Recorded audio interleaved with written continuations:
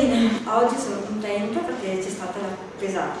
Allora, 3 settimane ho perso 4 kg e 7. Credo che la percentuale sia dell'8%. Sono molto contenta, non tanto perché se sarò una delle 9 sicure, perché ci sono 9 sicure e le altre vogliono meno, ma perché non me l'aspettavo di perdere così tanto, quindi significa che se mi impegno ci riesco. Continuo a chiedermi perché non l'ho fatto prima, perché in fondo io non è che sto mangiando bene, proteine, carne, pollo, un po' di verdura, cioè non è che non sto facendo la fame, quando ero anoressica mangiavo molto meno di adesso. Si vede che ci voleva queste aree qua per mettermi, perché io la sento la contrazione, perché io quasi stamattina per venire qua c'avevo quasi un'ansia. L'ansia non tanto di me, anche nel confronto con gli altri, comunque è un reality bello, fantastico.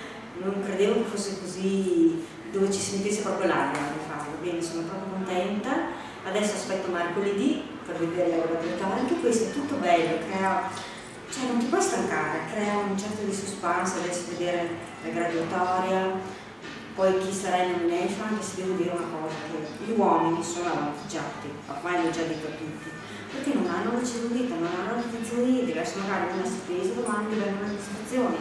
Secondo me, vabbè che dopo è il peso percentuale, però comunque l'uomo si sta a dieta, in teoria dovrebbe calare di più delle donne.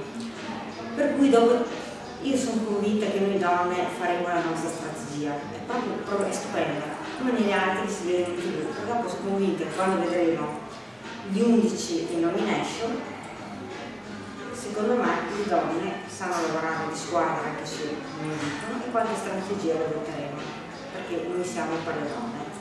Bene, adesso vado a cambiare perché ho fatto un nuovo circuito abbastanza tosto, non ci sono gli squat ma ci sono gli affondi, siamo lì.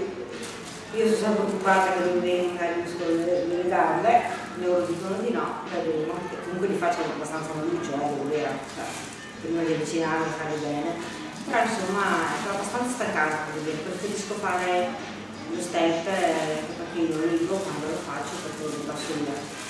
Però insomma dai, bene, adesso sono contenta, siamo all'inizio della 4ª settimana, bene, e la suspense aumenta e quindi si carica più fretta, perché quando c'è la suspense non è che dici quando fai le diete per conto tuo, che se lì dici oddio stufa ancora 10 giorni di dieta, invece no, perché c'è la suspense, c'è quell'adrenalina, quasi carica anche un po' di adrenalina, perché già si brucia lo stesso, quindi bene, sono contenta.